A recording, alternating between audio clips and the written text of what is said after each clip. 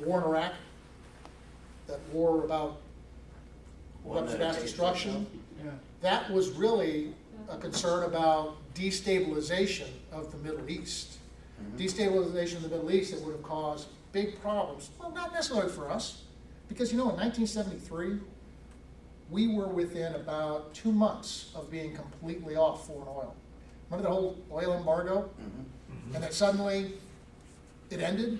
It wasn't because the Saudis, excuse me, OPEC, decided, well, these guys have had enough.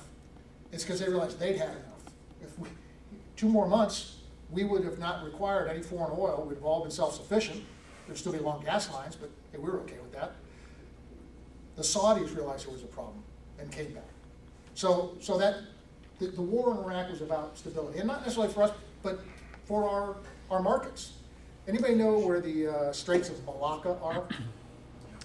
They're by Indonesia and the Asian continent. Indonesia, the largest Muslim country in the world, and it is where all of the oil that goes to China and Japan and Hawaii flows through. You close that, you cripple our markets. Nobody's buying from us. So that's another aspect of that. But the $733 billion we spent on the Iraq war would have done an awful lot to help research with the technologies we were just hearing about earlier. So again, the economic implication of this. And then finally, there's the environmental implication of this. Now, I know that there are people that have a problem with man's contribution to climate change. I will tell you that there is no argument about the process of climate change, what's going on.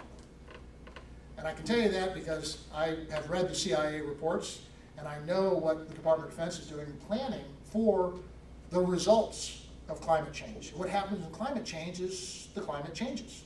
It gets cold where it's hot where it's cold. Where there was water, there's no water. And when there's no water, populations start moving. And when populations start moving, you have war. Those are the proximate causes of war. And so the Central Intelligence Agency and the Department of Defense are taking it very seriously in their study.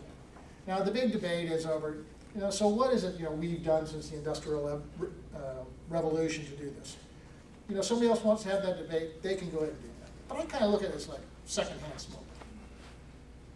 Secondhand smoke might hurt my kids, but I'm not going to take a chance. I'm just not going to have it around. And as a military guy, we usually look at 3 contingencies. What's the most likely thing that could happen? What's the most optimistic thing that could happen? And what's the most dangerous thing that could happen? And we always write detailed plans for the most likely and the most dangerous. So when I start thinking about global warming, climate change, I think about what the most dangerous thing could happen. And if there's something we can do to possibly mitigate that, we need to think about that. So, those are all the scary gloom and doom sort of things about our addiction to oil, the challenge with fossil fuel. So what are we doing about it today? Well, I'll tell you a little bit about what I'm doing about it today. I'm going to go out and make some money off it. And the way I'm going to do that is I'm going to build alternative and renewable power plants. And I'm going to build them on military installations. Because one of the other national security implications for military installations is that the Defense Science Board found in 2008 during their study was that they are very vulnerable because they are grid tied. Now, if I'm a terrorist and I want to make sure that the 82nd doesn't get off Fort Bragg, I take out electrical connectors around Fort Bragg. Now, the generators will come on, that'll be fine. And that 1st Brigade will get out of Fort Bragg. But if you hit enough of those transformers that are out there, do you know where we make those big transformers? You see the substations in this country? Anybody know? Yeah, me neither, we don't. Do you know where you usually keep the spare to that transformer? Yeah. This is a real concern, and there's a lot of work going on in the Department of Defense and other 3-lettered agencies looking at grid vulnerability. We just used to refer to all those folks as OGAs, other government agencies. Wink, wink, nudge, nudge. But people look at it, this is a critical. So military installations are starting to look around and say, what can I do about this? Well, I'll tell you what you can do. We're going to build a 500 megawatt solar farm on that land you're not using out there at Fort Irwin, California. But wait a minute, Fort Irwin only has a 25 megawatt load. Why are you gonna build that 500? Because I'm an entrepreneur. I'm gonna sell 475 megawatts into the California grid, and Lord knows they need it. And if we started doing this in these military installations, first of all, we'd be giving them energy security. And by the way, this is at no cost to the government, because entrepreneurs will pay rent, they'll lease the land from the government, they'll build it, and they'll make their money selling the power. This is a tremendously powerful idea. There's a 500 megawatt system going at Fort Irwin, California. There's a 600 megawatt system going at Edwards Air Force Base. Any Air Force guys in here? All right, I'll talk slower. I kid, I jest. I don't want to fight my way out of here.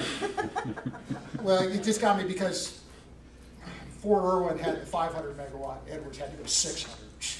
But again, commanders are now looking to say, now wait a second, you'll come in here, you'll build it here, you'll give me secure power, and I'm going to make money that can go back into my morale, welfare, recreation fund, or family housing.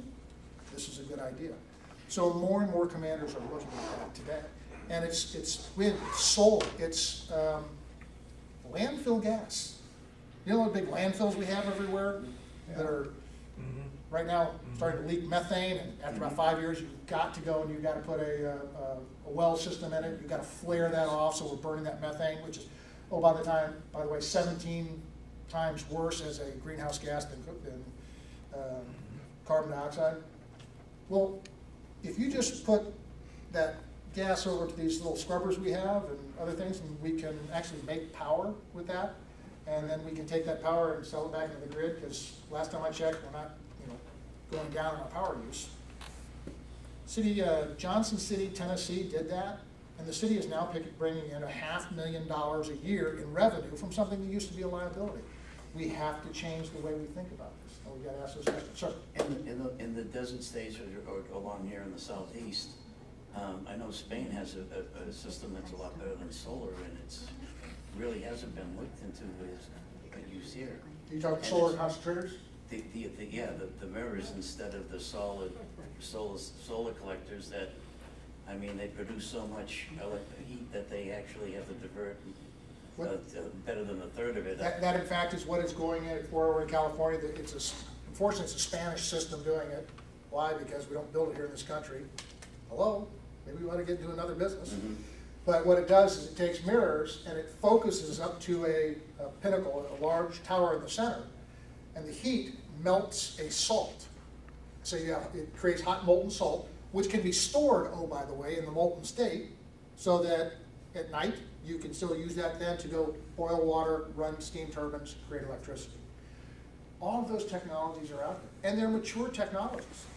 The problem is, it's tough to compete with, strangely enough, the $35 billion in tax breaks and subsidies that coal companies get to go dig up coal. And why nobody's written the book, The Jungle, about coal mining, I don't know. I'll start it tomorrow.